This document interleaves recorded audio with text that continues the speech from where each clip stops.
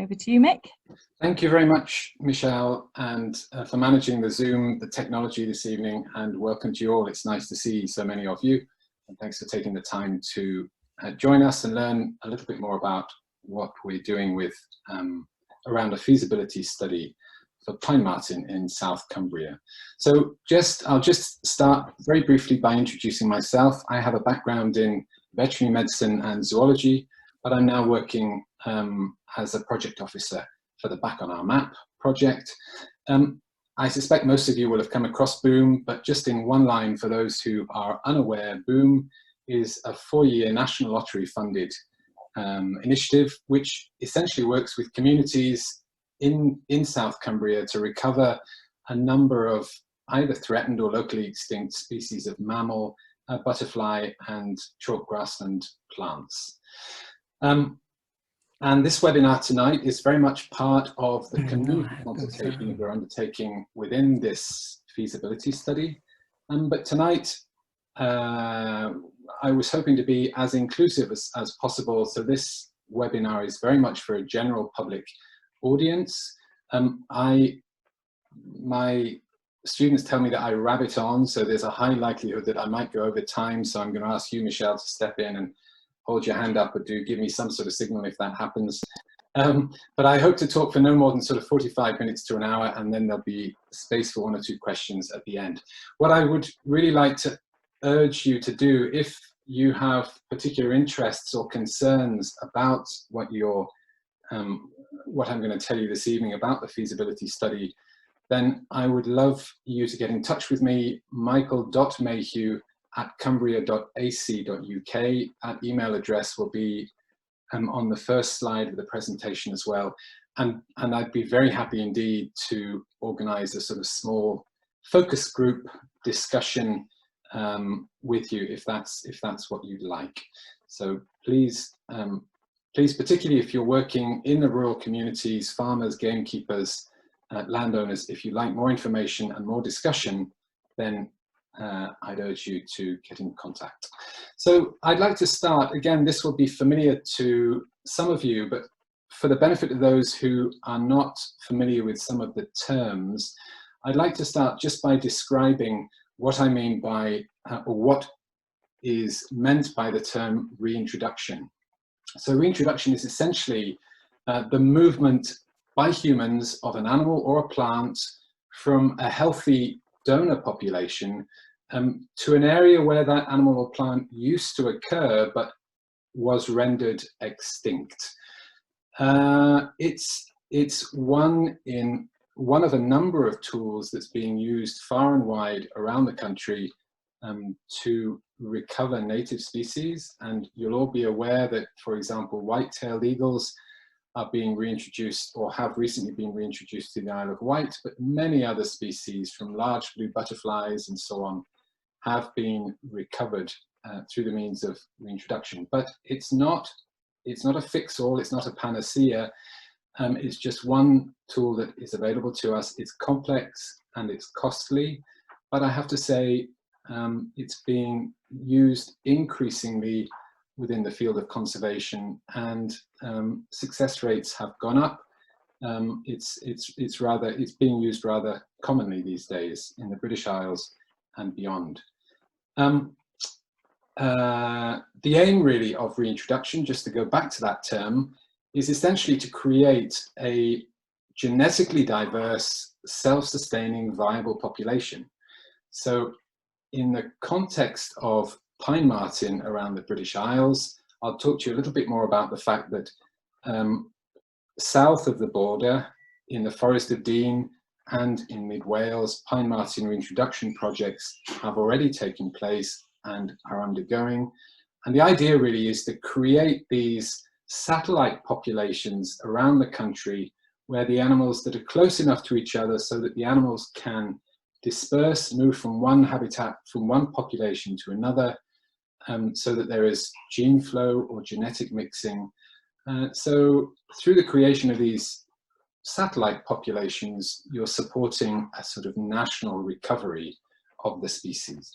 So reintroduction is quite distinct from what's known as recolonization. Recolonization is the natural dispersal of animals as their populations grow. So if you've got an expanding population in one area that reaches its maximum, or what we know as carrying capacity, then typically you'll get young males who can't find a territory dispersing along habitat corridors to set up new populations elsewhere. And that process is usually known as recolonization. So the other term I'd just like to unpack, because it's again, it's a bit of a mouthful, is what we actually mean by a feasibility study. So a feasibility study fundamentally is about answering questions. And the key question that we need to grapple with is whether reintroduction is the correct strategy to recover the species, or whether we should leave the species to recolonize in their own time. So feasibility study is essentially one big risk analysis that involves, the collection and analysis of lots of data from surveys, from fieldwork, from the published literature, and data from engaging with local communities as well.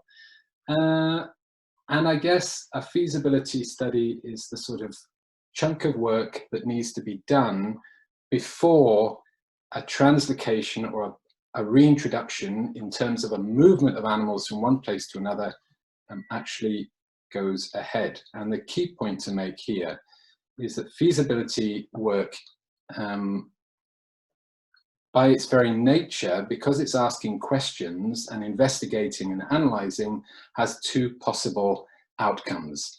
So the outcomes of a feasibility study might be to recommend a reintroduction at a particular site, or it might recommend against a reintroduction, just depending on outcomes and results.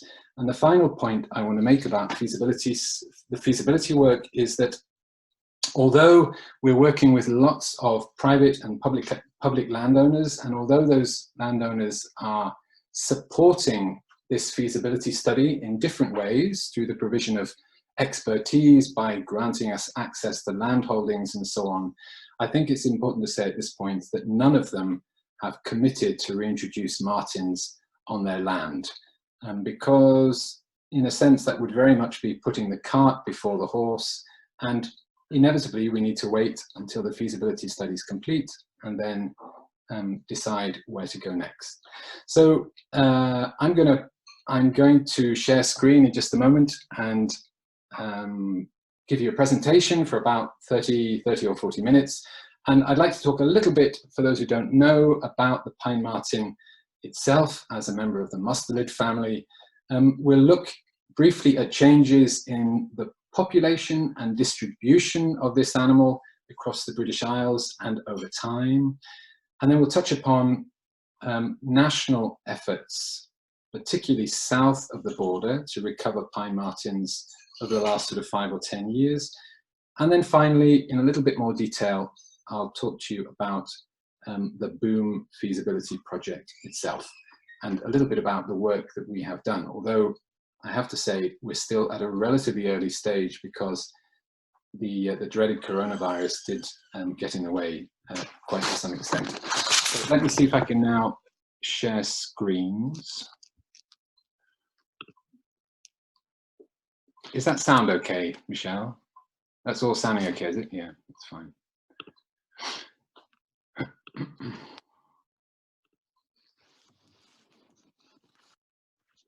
Okay.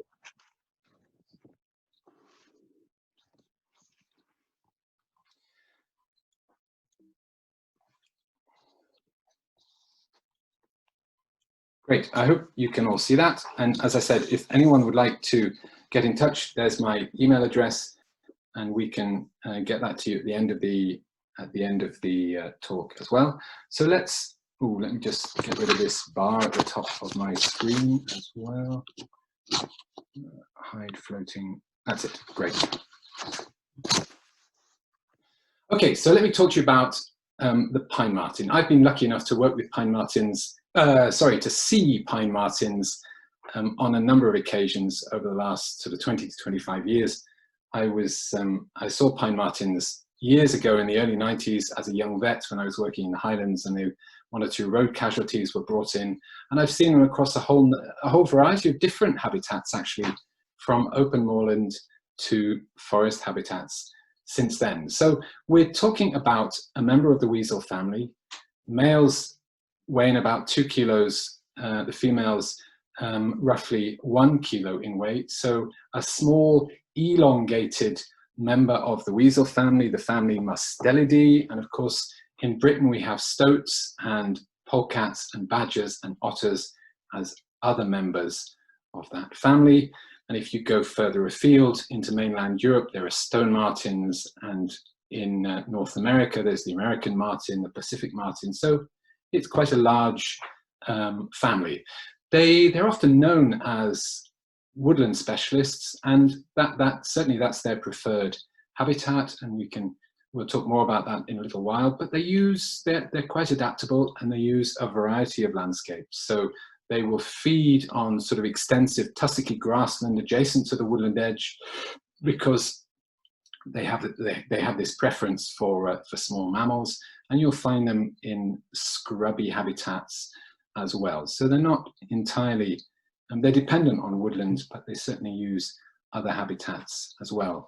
One of the interesting characteristics about this animal, and that relates to the design, the anatomy of the marten as well, is that they're by far the most arboreal. In other words, they're very well adapted to climbing compared to most of the other mustelid species in the UK. So if you look at, in fact, I was trying to get a taxidermy specimen of a pine marten from Tully House, but just didn't work out at the last moment. But if you look at these animals, they have slightly longer legs than some of their relatives, and they have really well-developed bones and muscles, very long claws, which are semi-retractable, very flexible wrists and ankles. So they're remarkably well adapted for life in the trees, essentially. The females, they're also to some extent more vulnerable, for example, to persecution threats than other members of their family in the UK, because they have a relatively slow reproductive rate. So the females don't start to breed until they don't have kits, as the young are known, until the age of 3, and then typically no more than 2 to 3 kits once a year. And those kits are weaned at 8 weeks. They're usually born about now. They're weaned in the summer, and they either disperse to find their own territories towards the sort of early winter time or the following spring. So really we're talking about an animal that's largely solitary and territorial. The males tend to have larger territories than the females.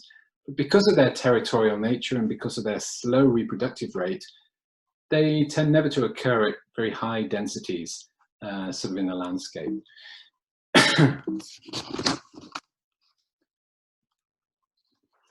So let's look at what they eat.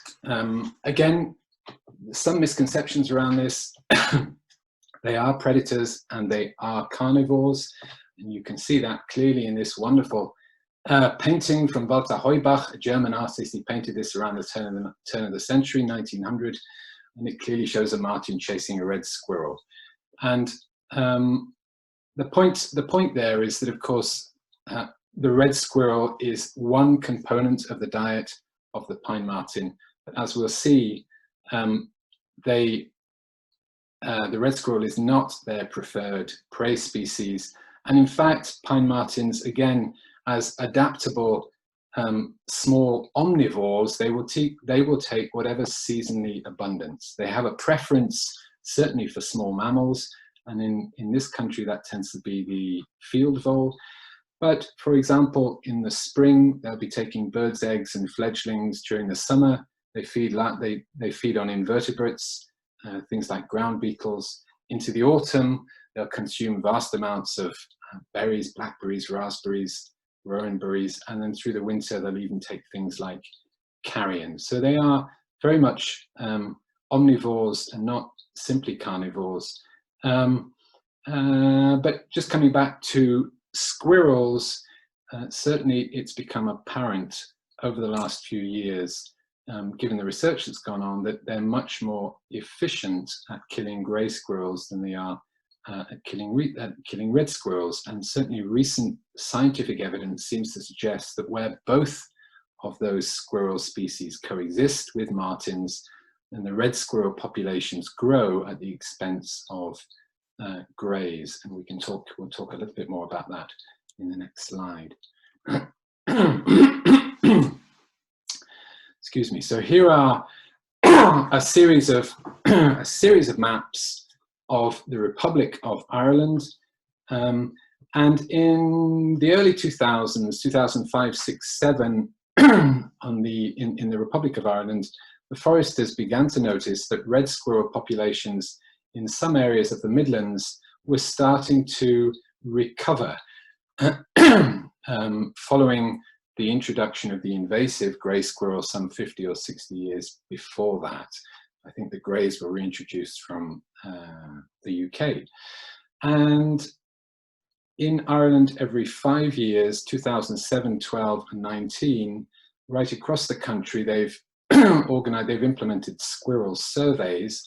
And these maps, the maps along the top show the population, or the distribution of grey squirrels, red squirrels, and pine martens across the country in 2007. And at the bottom, you see the same species distributed across the country in 2019.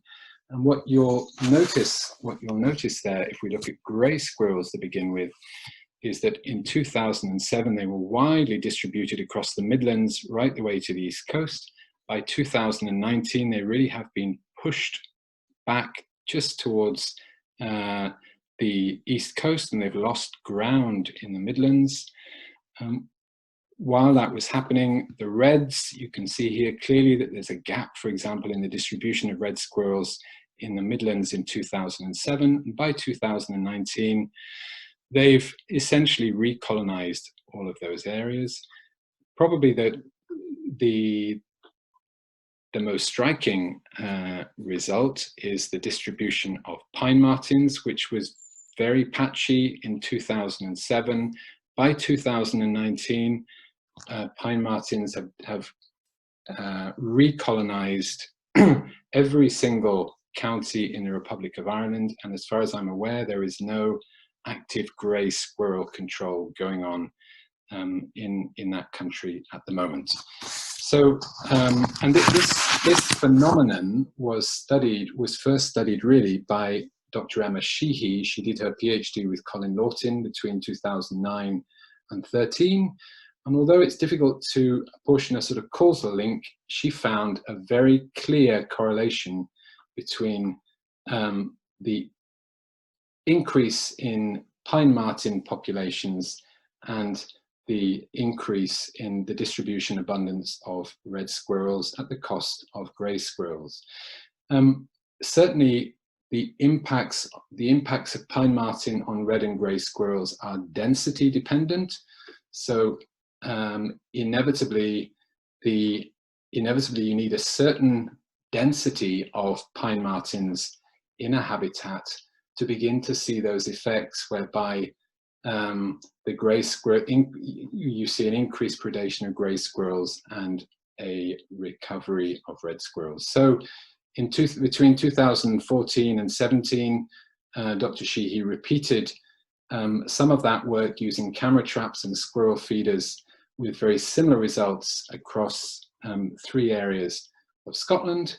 And there are various theories and hypotheses as to why that correlation exists, but certainly it has something to do with the fact that red squirrels co-evolved with pine martens. In other words, as the martens developed adaptations to hunt red squirrels, so the red squirrels developed mechanisms to avoid being predated upon by the pine martens. Josh Twining in 2020, working out of Queen's Belfast, did some interesting work to demonstrate that red squirrels show increased vigilance behavior and stress behavior in the presence of a pine marten scent. So I think this was done around squirrel feeders. Reds and greys were using squirrel feeders, and then a pine marten scat or a pine marten scent was introduced, and the red squirrels showed evasion and vigilance behavior, which you would expect from two mammals that had co-evolved, but in fact the grey squirrels showed none of that behavior. So the suggestion, so certainly there's evidence of a behavioural response, of a difference in behavioural response between reds and greys, and increased predation on greys rather than reds in the presence of an expanding pine marten population. So if we look at the distribution, I think the dark green patches here are the sort of core areas where there's an established population of martens. This was data from 2016, and the light green areas represent just occasional records. You can see quite clearly that almost all of the estimated 3,700 martens that exist in this country exist north of the border, and they have strongholds in the Highlands of Scotland, but they were reintroduced in the early 80s by John Marten and colleagues in Galloway, and so there is now a good self-sustaining breeding population in Galloway, and in fact those martens have started moving east to colonize parts of Northumberland and northern Cumbria in the sort of Kielder area as well. But certainly this is a rapidly evolving picture, and what I wanted to show you in the next slide was some modelling work that was done by Andrew Stringer. Andrew worked for the Gloucestershire Wildlife Trust and undertook a feasibility study, as we'll talk about later, for the Forest of Dean reintroduction project. He now works for Forestry England, and this was some modelling just to give us some idea of how pine martens might recolonize areas south of the border over time. Let me just see if this actually would, yeah.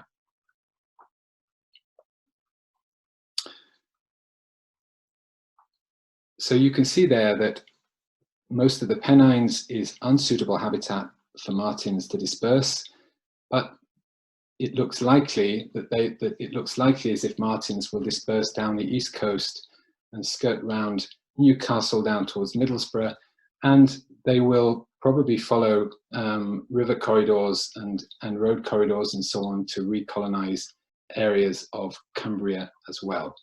The big question, of course, in terms of whether we should use reintroduction or just let nature take its course to recover these animals, the big question is how long, how accurate the models are and how long that will take.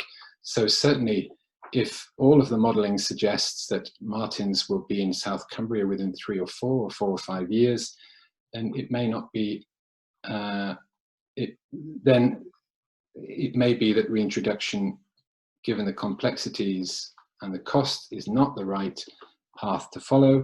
On the other hand, if it's going to take 20 or 25 years, then it's worth considering.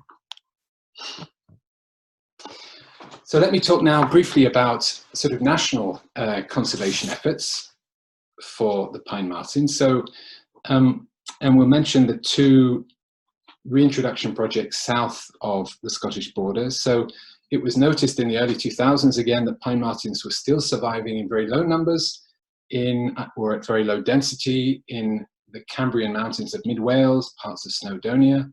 And so the Vincent Wildlife Trust, who is the sort of national authority, they've done most research on this species in the UK. They undertook some feasibility work that was published in 2014, and that led to a reinforcement with using Scottish animals under license from Scottish Natural Heritage, now rebranded as Nature Scot, in between 2015 and 17. And I think they reintroduced 51 martens, and they're now well established, and breeding, I think, has been recorded in every year since that translocation began. So certainly that's been a great success. In So subsequent to that, as I said to you before, Andrew Stringer, working with the Gloucestershire Wildlife Trust and colleagues, undertook some feasibility work to reintroduce martens into the Forest of Dean. And there was a lot of mapping and modelling work done to demonstrate that there were in fact habitat corridors. So there was the potential in time for movement and gene flow and dispersal between the Welsh reintroductions and the reintroductions in the Forest of Dean. And I think in 2019, 18 pine martens were translocated to the Forest of Dean. I think because of COVID last year, they didn't move any animals in 2020. I'm not sure whether they have plans to translocate more animals to the Forest of Dean this year. But certainly the Welsh reintroduction and the Forest of Dean reintroduction have yielded positive results. In our neck of the woods here, there was a great project by the Vincent Wildlife Trust and partners called Back from the Brink. So the Back from the Brink project essentially surveyed or monitored the natural recolonization of martens from strongholds in Dumfries and Galloway east into the Kielder Forest of Northumberland and parts of North Cumbria. And certainly that population is still relatively small and it's not at carrying capacity, but they've had, I think they had up to 50 detections. Some will have been the same animal. So certainly there is movement from the populations in Galloway east into the forests of Northumberland. And that's the nearest pine marten population to the area that we're working in South Cumbria. The final point I wanted to make on this slide was that Jenny McPherson from Vincent Wildlife Trust is about to publish an eagerly awaited UK pine marten strategy plan, and I think that's due out in the next few weeks. And again, she was working with Nature Scott on that project, and that again will help to sort of identify areas of the UK where reintroduction should be considered as a priority for recovering pine marten populations, and perhaps other areas where natural recolonization would be favored. So she's looking at habitat corridors. I think there's modeling to establish dispersal times. How long will it take, for example, for the populations in Northumberland to reach South Cumbria, given the obstacles in their paths and so on. So that report will be interesting to read when it comes through. So let's dive into the feasibility study because time is pushing on. And I just wanted to start by sort of outlining or summarizing the aim of the pine marten feasibility work that we're doing. And that is to use the International Union for the Conservation of Nature, or the IUCN guidelines, as a framework to evaluate if reintroduction is indeed the best strategy to recover viable self-sustaining marten populations in South Cumbria. And it's worth just mentioning the IUCN there, because since the publication of in 2013 of the latest IUCN reintroduction guidelines, ecologists and conservationists working in the field of reintroduction have been given this really comprehensive sort of checklist or toolkit, if you want to describe it that way, against which you can align all of your feasibility activities. So the IUCN guidelines, for example, ask you to try and establish at the outset whether reintroduction is the right strategy to recover your species. It then goes on and talks about planning. You need to set aims and objectives. It then talks in some detail about the need for feasibility work, ecological feasibility work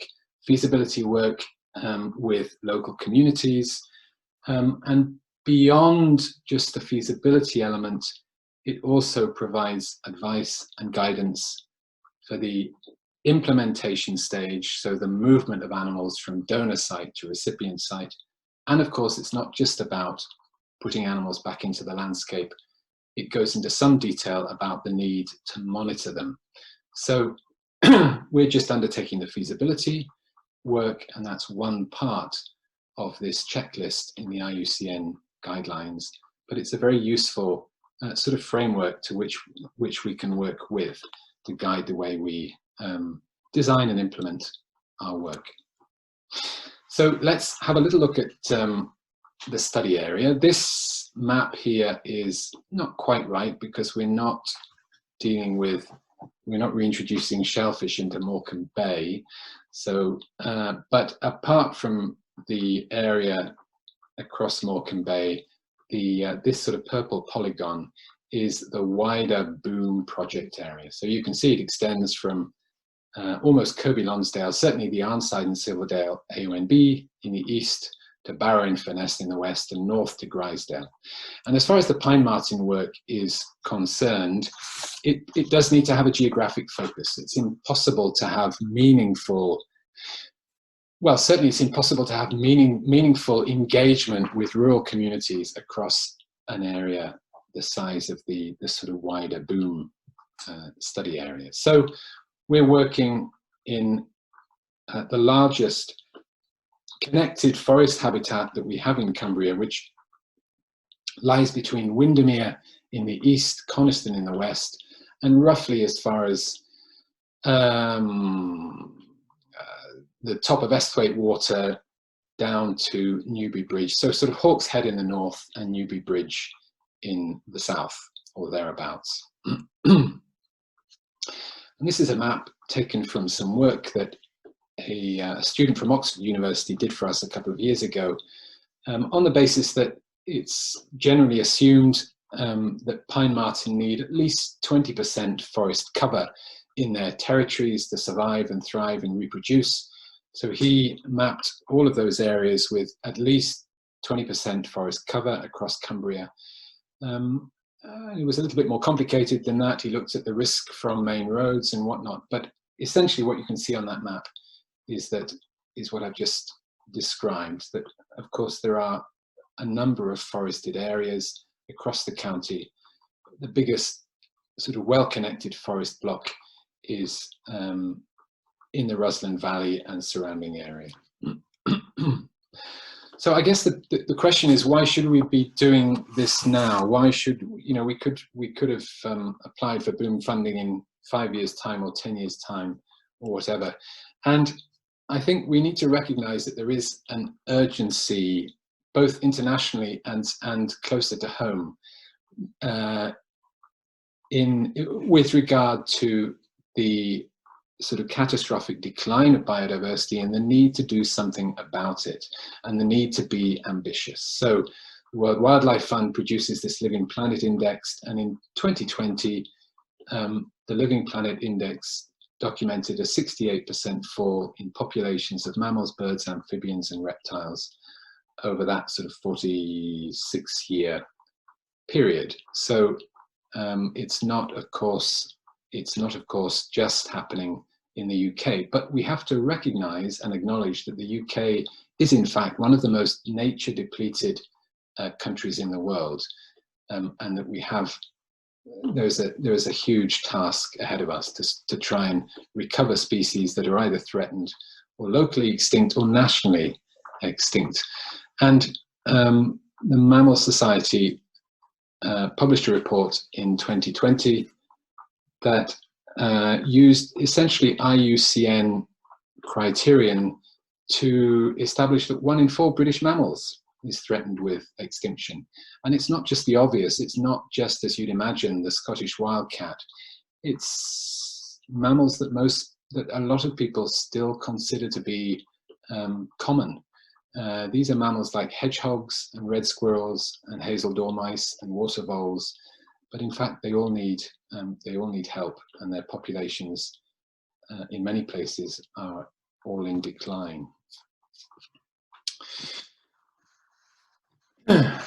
So we've talked already about we've talked already about interactions between red and grey squirrels and pine martens, so I'm not going to talk more about that, except to say that we have had some really useful and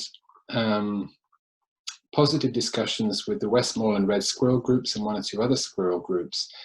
And there is understandable anxiety out there that bringing pine martens back into the landscape could impact individual squirrels at individual locations. So if you spent a great deal of time protecting a local woodland with a few red squirrels in it, there is, of course, the possibility that reintroduced or recolonized pine martens could predate upon those squirrels. But I think it's pretty clear that if you consider the interaction between martens and red squirrels at a population level, as we looked at in Ireland, that martens have the ability, recolonize, as marten populations grow, they have the ability at a population level to recover red squirrels. So the work that the red squirrel groups are doing has got to go on and is valuable work in managing, in controlling grey squirrels. But we also, I think, have to acknowledge that 150 years after grey squirrels were brought into this country, at best we're holding the grey squirrels at bay, and I don't think there is realistically much hope, much chance that without the combined efforts of, well, without bringing the pine marten back, I think it's very unlikely that we'll see the changes that I showed you, those very dramatic changes that I showed you with those on those maps from the Irish Republic. So certainly I think there's room for multiple approaches here, and whether that's the return of a native predator like the pine marten in conjunction with ongoing human intervention, grey squirrel control, and who knows if they manage to produce a safe and effective contraception that can be administered as in bait form, then that might have a place as well. Pine martens, why should we reintroduce them now? Well, they have an important role in the ecosystem, and that's not just about red and grey squirrels. Pine martens eat carrion through the winter time, and so control the levels of disease in the landscape. Because they eat a lot of plant material, they also disperse seeds, so they're important. They have an important role in as a native mesopredator in the landscapes. There's also, through the 25-year plan and the associated nature recovery networks, there's also a commitment from the political establishment to consider the reintroduction of pine martens and other threatened species in the UK. And the final point I make there is that actually, as pine marten populations expand in Scotland, north of the border, then there is potentially an increased surplus of martens that can be harvested without impacting those donor populations to be used for reintroduction projects.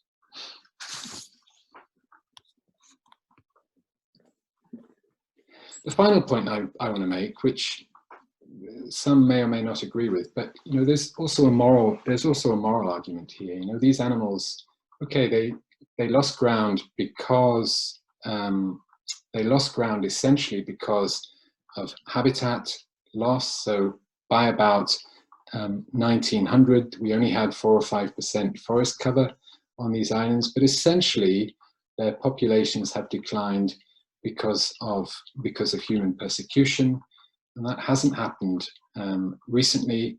Most of that happened in the 18th and 19th century, and in fact pine marten populations north of the border have bounced back rather well in the second half of the 20th century, but they disappeared because of persecution and habitat loss, and so there's a moral argument to bring them back.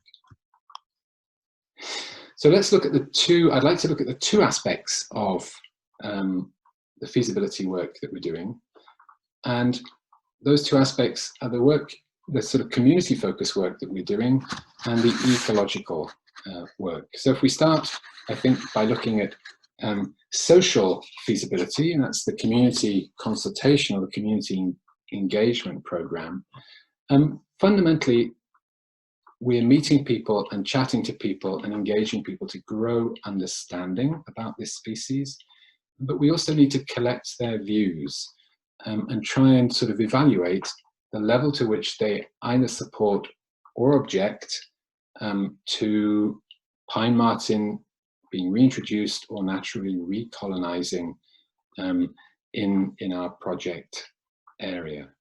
And I think it's worth at this point just commenting on the importance of that being objective, because the aim of a feasibility study fundamentally is not to change people's opinions. We're not trying to encourage people to love pine martens. Our job is to collect the views and opinions and concerns that the general public have, and then analyze those responses to try and establish, to what extent the rural population in the study area supports or objects to the proposal that we're making.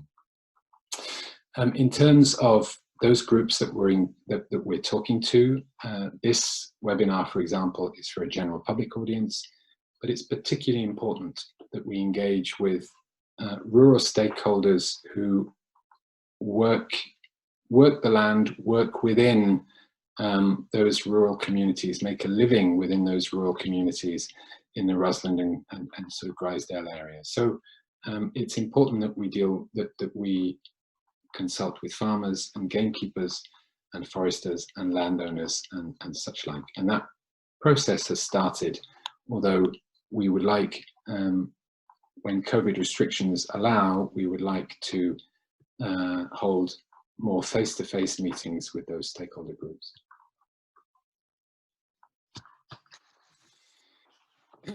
So as part of the social feasibility work, we need to explore certainly the benefits, the potential benefits to having pine martens back in South Cumbria, but it's really important, I think, to acknowledge risks as well. So in terms of benefits, we've had discussions with landowners and farmers, and some of them certainly are aware that pine marten ecotourism is commonplace in Scotland now. We've stayed at South Catering cottages where you can feed pine marten jam sandwiches as they come out at twilight. And it's just, they're such mesmerizing, captivating animals. It's a fantastic wildlife experience. There is no doubt about that. Now, whether people should or shouldn't be attracting these wild animals to their houses is a different matter, and we don't need necessarily to talk about that. But the point is, you can go to Scotland and you can go to Scotland these days and book time in a hide where you can watch pine martens in a wild setting, or you can find self-catering accommodation, a whole number of different places, particularly down the west coast, where you can actually get close and really, sort of life-changing encounters with these very spectacular animals. Now, that said, that's really only one aspect of pine martens, and we also have to recognize that there are those living and working in the countryside who feel profoundly threatened by any proposal to reintroduce martens. And the feasibility work is about acknowledging that, and it's about engaging fully with those audiences in terms of listening to their concerns and actually incorporating their concerns and their opinions and their ideas into the study. And I just want to show you this as one example. Certainly, pine martens, because of their size, pose no threat at all to lambs and calves and whatnot.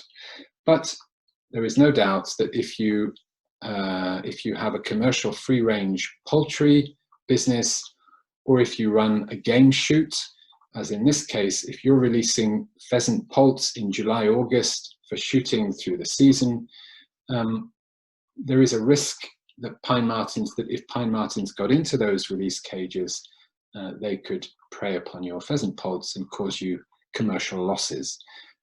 So it's about recognizing those risks that native mammals pose to people working in the countryside, and trying to engage with those individuals and with those organizations to find ways around it. So, for example, if you've got, I know from the work that Vincent Wildlife Trust have done working with gamekeepers in Ireland, that they routinely modify release cages now by, for example, using barbed wire fencing, not barbed wire, electric fencing, steel weld mesh, galvanized sheeting to protect the release cage itself, and by ensuring, for example, that they close the pop holes that allow the pheasant pods to come and go during the day.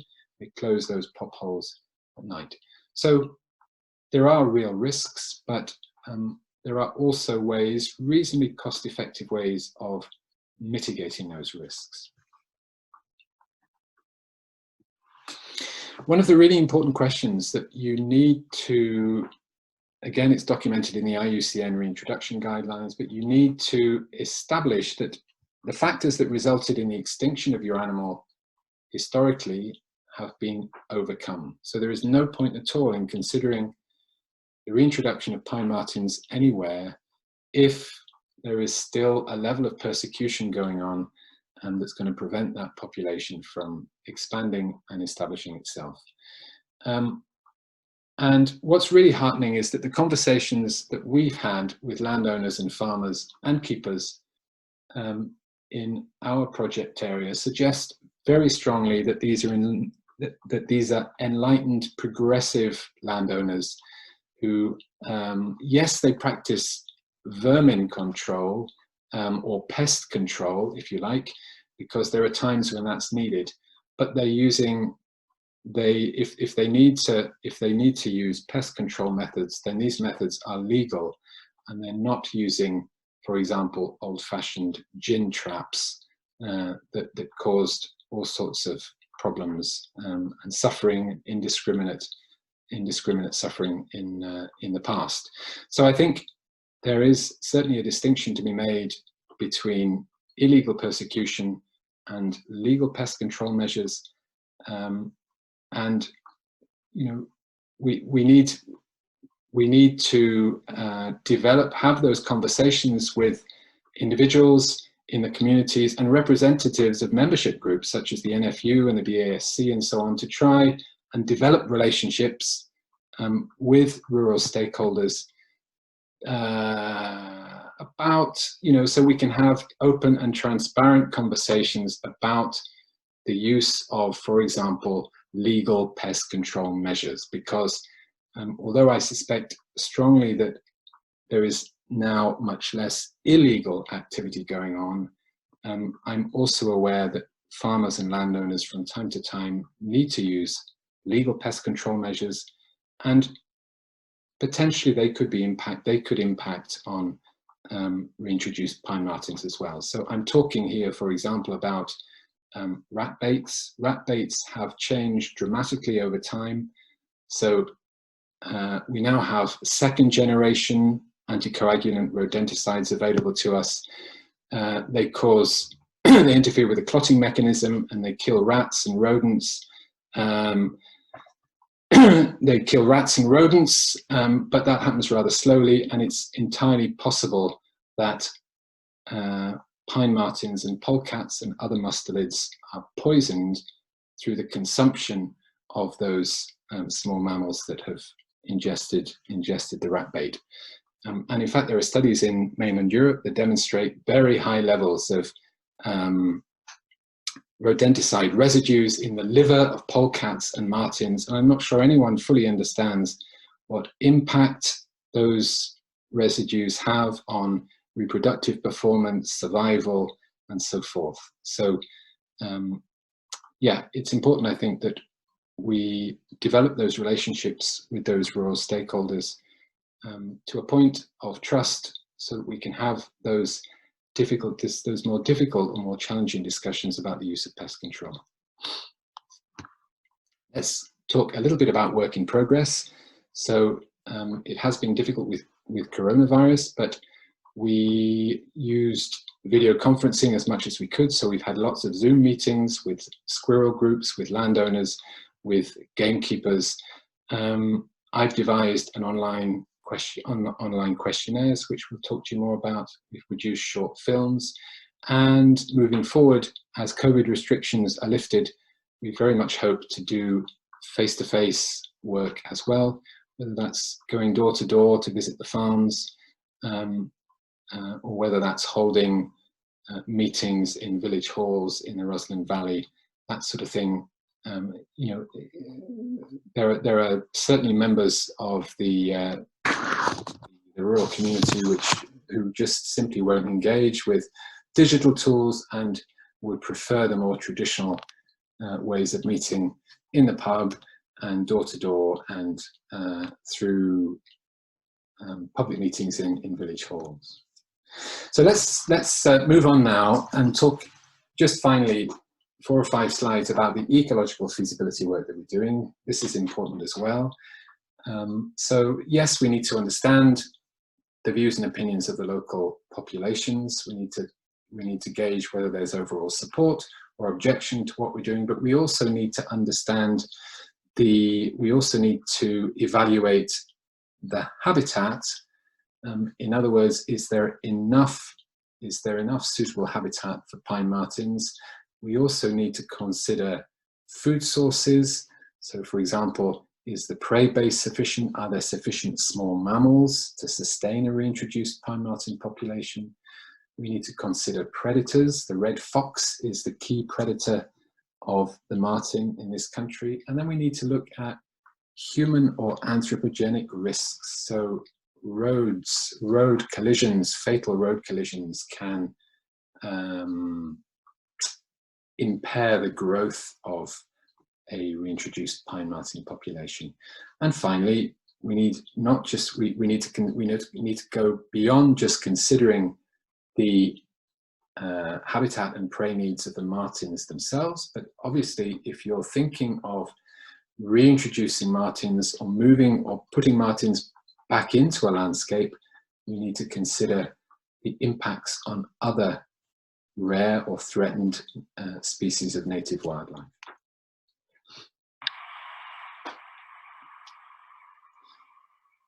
This is one of our camera traps in the Rusland Valley, and it's just showing you, obviously this is a red fox. I'll talk to you about that contraption that you see, which we call a T-sniffer in a moment. But that's just one example. We've got a whole network of camera traps in the Rusland Valley, and we're collecting data not just on martens, but on a whole suite of different species. And although we can't always identify individual foxes, there are ways and means these days of trying to work out the density and abundance of, in this case, the main predator species from those camera trap videos that we're taking. So this shows you the network of about 20 camera traps that we have in that forested area, that forest block between Windermere and Coniston. Essentially, these are monads or 1 kilometer squares, and they lie sort of equidistant next to each other in a grid fashion, and the distance between monads relates to the minimum territory size of a marten, just to ensure that we don't miss out any marten territories and any marten detections across the area. Essentially, we've got one baited camera trap in each of those habitat monads, and we check those baited traps once a month. And as far as martens are concerned, we always knew that they were either at very low density or locally extinct.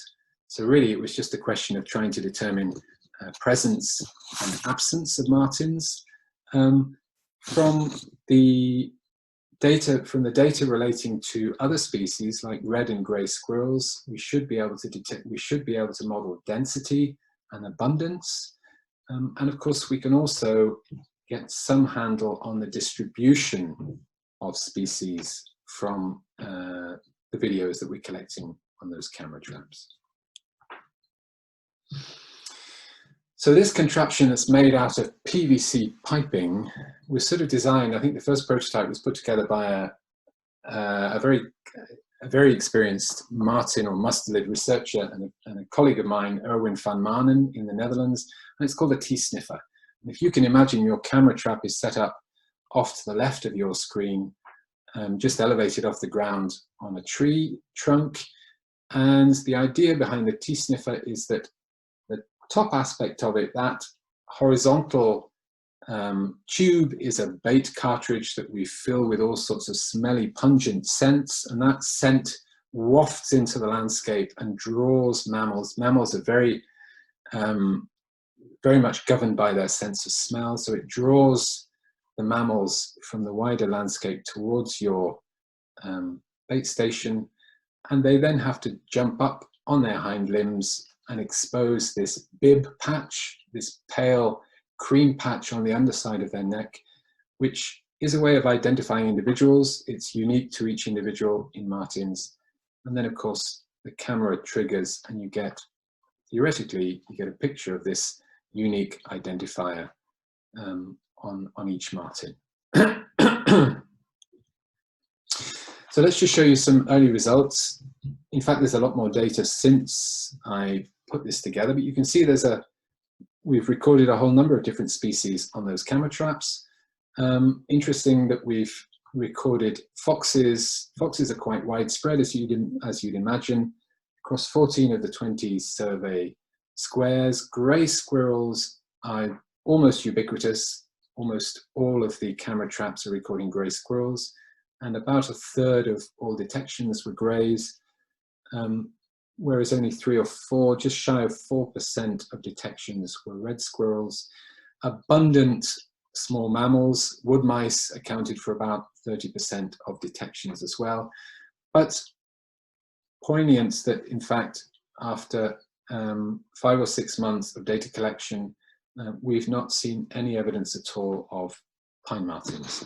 Now, the interesting point there is that despite no confirmed evidence of martens, since we've been working on this project, a number of people in the local community have come forward with unconfirmed sightings of martens, which, you know, you have to, they're always interesting, and I've devised a very simple scoring system to try and validate those unconfirmed records. But we have to remind ourselves that the very last confirmed, it wasn't a sighting, it was DNA work done from a scat, but the last confirmed record of a marten in South Cumbria was in 2010, and it's, even in experienced hands, it can be relatively easy to misidentify a marten sighting for example, a polecat. So who knows, there may be martens out there. If they're there, they're probably very shy, very elusive. They probably hold very large territories, and they're at very low density. But as yet, we haven't found any. Just the last 2 or 3 slides. We also need to undertake habitat surveys. So beyond the network of camera traps, you know, there's a certain amount, certainly, of desk-based work that you can do. You can use GIS, digital maps, in other words, to establish forest type, the extent of the forest, the age of the woodland, and so on. But it's not just about how much habitat there is when it comes to martens. It's really about certain features of the landscape that they require to survive. So in other words, it's about quality.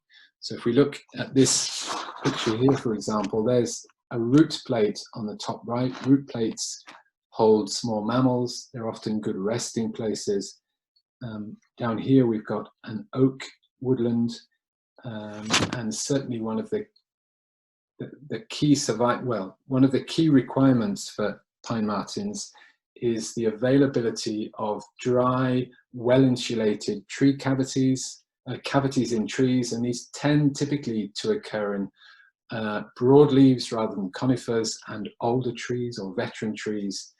And these are used not just for resting, but as denning sites for the females to rear their young. So, you know, you don't necessarily need those denning cavities. You can substitute those. You can use artificial den boxes as a substitute, but fundamentally the existence of large, old, broadleaf trees is an important component of the habitat. And there are a couple of other features here that, you know, this sort of rough grassland, extensively managed tussocky grassland adjacent to woodland edge is very important because it tends to be full of small mammals. And they also love woody debris in which they can rest up and hunt. And they tend to travel across these linear features like fallen tree stumps in the landscape. So we need to go out during the growing season in June, July, and we'll go out with volunteers. We'll stratify the forest into broadleafed, conifer, edge habitat, and then we'll randomly allocate survey plots and record a number of these sort of micro habitat variables, if you like, to try and establish quality. I promise I'm almost there. So very quickly, again, one of the constraints, because they have low reproductive rates, one of the constraints to pine marten population expansion is road collisions, fatal road collisions. We know from the literature that main roads and motorways kill more martens than minor roads. But I think, you know, we're working in the Lake District, so it's still important that we do traffic volume surveys to assess the risk of car accidents and fatal collisions. You can see from this map that our project area consists predominantly of minor roads. There is, of course, the A590 to the south here, and there's a main road up towards Hawkshead at the north. But what we need to do, or what we intend to do, is use camera traps at those sites where the forests, those sort of pinch points where the forests meet the roads. And again, we'll use volunteers and collect road traffic data, not just on one occasion, but we'll probably go out several days each month to take account of the fact that in the Lake District, of course, traffic volumes change dramatically through the seasons. And it may well be that we discover that during peak activity times for martens, which is sort of roughly between April and July when they're feeding kits and so on, may coincide with peak traffic volumes as the tourists flood into the Lake District during the holiday season. And then just finally, we've been asked by a number of conservation NGOs working in the project area, and others actually, are we doing anything to assess the risks to native birds and bats, in fact, in the project area? And it would be impossible to go out and do breeding bird surveys across that huge lump of forest habitat. So this will be to some extent a desk-based risk assessment study, whereby we use the birds of conservation concern, in other words, the red list of UK breeding birds.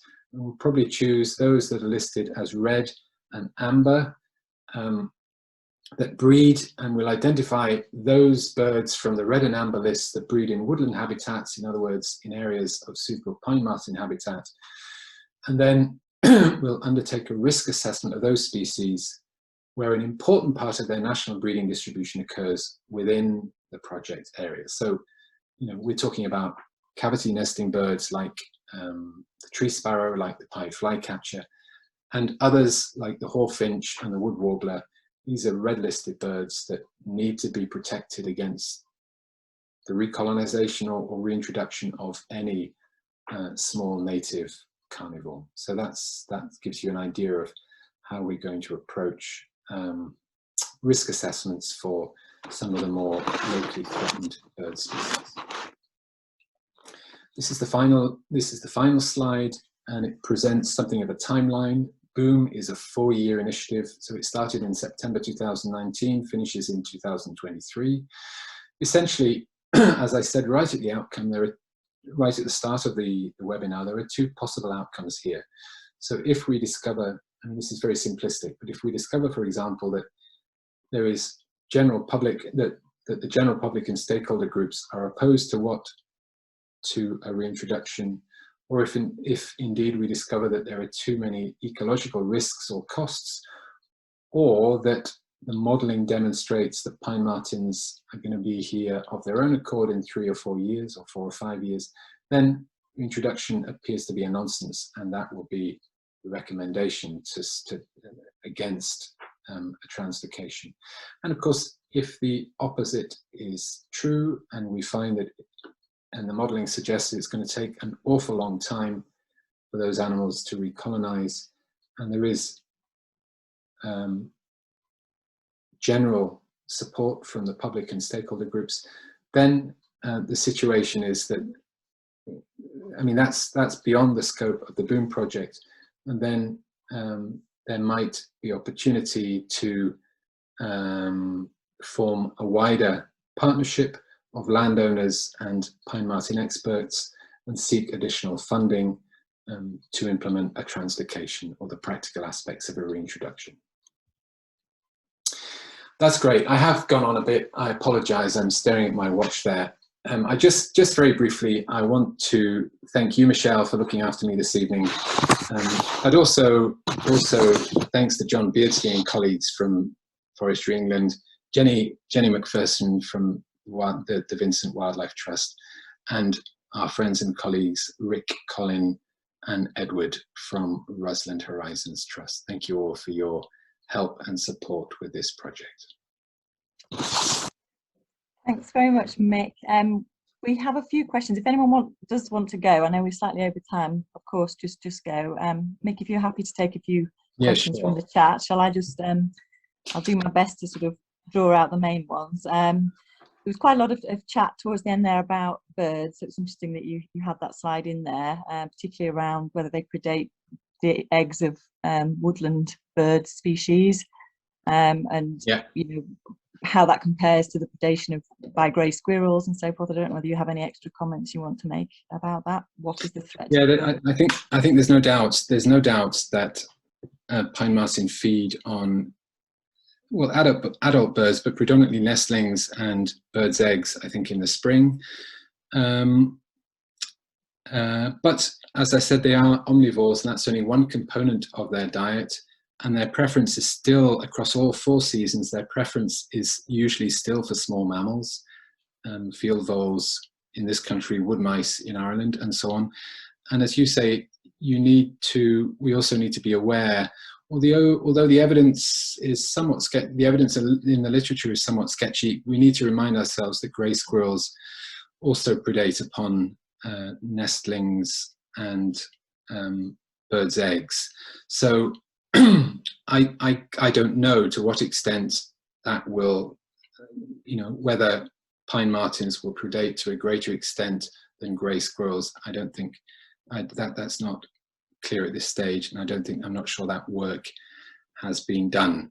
But what I can tell you, for example, is that there are ways of mitigating against the loss of cavity nesting birds in particular. So I know, for example, they've had anxieties over the predation of crested tits in parts of Scotland, and then they now use these things called hole extenders, which are sort of tubes that extend out horizontally from the hole on the box. And the trouble is, martens are clever, adaptable animals, so they learn very quickly that where boxes are placed in the landscape to support cavity nesting birds, that there are nestlings available within the box, and then theoretically they move from one to the next. But there are ways of, and even if they can't get their head into the box because they need something like 5 centimeters width, they can usually still get their paw in. But these hole extenders make it more difficult to get into the box and thereby protect the fledglings. And I think there are also some concerns about ospreys. So lots of people put osprey platforms in old Scots pine trees and this sort of thing. But again, there have been 1 or 2 recorded incidents of martens taking osprey eggs, for example. And there are there are ways of mitigating that as well. So I think you can use these cones, these sort of plastic cones that are applied to the base of the trunk that prevent the marten from climbing up that individual tree. So yeah, there's no doubt that there's the potential for predation there, but recognizing that grey squirrels have the same capacity to damage the native bird populations. Just on other species, there were a few other questions, Mick. Yeah. Anne asked, how can we make sure endangered hedgehog populations are not affected? And there were some comments that martens don't eat on the ground, especially at the times of hedgehogs, but I don't know if you... Martens do most of their feeding on the ground, so they're very adept climbers, and they will take birds in the canopy as well. But most of their feeding activity goes on the ground. They're not entirely nocturnal.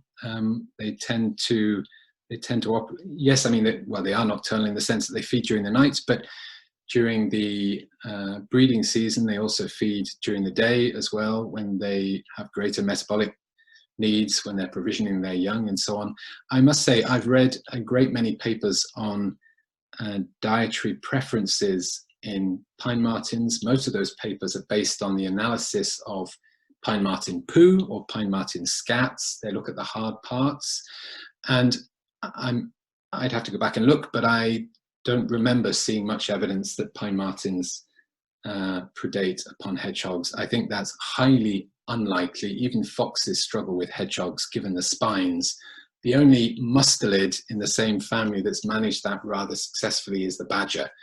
And certainly I've come across skinned hedgehogs where the badgers have consumed them from going in. Well, they go in underneath, consume the soft parts, and leave the prickly husk, if you like. But I don't think pine marten predation on hedgehog populations is an issue, really. Okay. Joanne's asked, how can you create more wildlife corridors and wildlife pathways to protect martens? Yeah, well, I mean, of course, it's an expensive business creating forest or woodland habitat, and that's not part of the Boom project, and it's not part of. It has not, to my knowledge, been part of the reintroductions in Wales and the Forest of Dean either. But of course, there is a political agenda to plant lots of trees at the moment to capture carbon, and there are lots of new forestry projects on the go. So, you know, the Great Northern Forest Project, Trees for Life in Scotland, the Woodland Trust is inundated with people asking for free trees to develop community woodlands and so on. So I think the generation of, I think woodland creation schemes are happening far and wide at different scales across the country, which inevitably will benefit this species. Okay. I think there were a few comments and questions about current evidence of pine marten, but I think you've addressed those with your slides around, the camera traps and so forth. What I would say, what I'd just like to say there, actually, just very quickly, is if, I'm collecting these records of these sort of unconfirmed sightings records. So if anyone on this webinar has seen a pine marten recently, or even a few years ago, could they get in touch? And I'd love the details of. I'd love to speak to them about it and get some of the details of their sightings.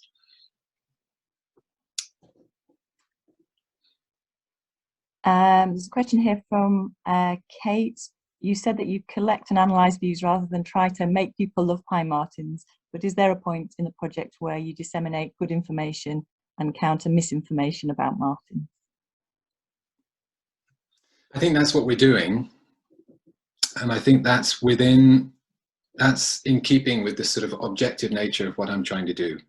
So it's very much about using information from experts in the field and researchers and the published literature to inform and educate and grow awareness. And understandably, we've had some interesting questions. We had a question from one landowner who was worried about pine martens predating on lambs, and why not? Foxes predate on lambs. If you don't know much about the species, then you might extrapolate that, fine, if foxes predate on lambs, then martens perhaps do so as well. So yes, it's very much about using the available knowledge and the evidence base that we have to try and counter misinformation and help people to understand the species. But what we're not trying to do is just encourage them to necessarily think any differently about pine martens. If that's the outcome that they arrive at as a result of the information we've given them, that's great. But it needs to be objective. Maybe just do a couple more. I know there's lots of comments and things in the chat. I hope everyone's been having a chance to read through those. We save the chat as well, so we can, if there's any questions we don't answer just now, we can certainly answer them via email afterwards. Jenny makes a comment that for bird surveys it'd be sensible surely to identify BTO constant effort sites in the area for ringing and nest recording and link up effort. So yeah, sharing information and so on. I'm just scrolling through. I think the other thing that sorry, that I didn't mention with regards to the birds is that we're speaking to, or I intend to speak to, the area manager for Cumbria from the RSPB as well. So it's not just about using bird atlases and BTO data. It's also about connecting with those sort of bird experts or people working for avian NGOs who know the patch and can give us the benefit of their experience with regards to which species might be at risk. I'm going to, I think, maybe make this the last question. It's right at the top of the pile, virtually, but it's a good one for you, Mick, as an ex-vet. How can you tell the difference between male and female pine marten? Well, at a distance, without turning them over and looking at their private parts, martens, so they're sexually dimorphic, so martens are substantially large. Male martens are substantially larger than female martens, and beyond that you're dealing with, you need to look at anogenital distances and the existence of testicles and all of that nonsense, which you won't be able to do in the field anyway. But the male martens they're larger animals. They will demonstrate different behavior, more marking behavior. They use urine and anal gland secretions and scats to mark their territories, but generally speaking, they're significantly larger, weighing in at about 2 kilos, and the females weighing in at about 1 kilo in weight. The females have a really interesting form of reproduction, actually, which I didn't go into, but so that in July, essentially, once the young are weaned, the female comes back into season or comes back into estrus and is mated by the male.